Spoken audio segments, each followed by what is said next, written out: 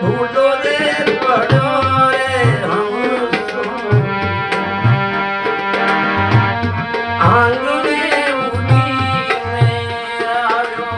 પણ જગતમાં એવા 4 જાદુ છે કે પહેલા જાદू रूप का, पहला जादू रूप का, दूसरा जादू राग, वाह, तीसरा जादू लक्ष्मी।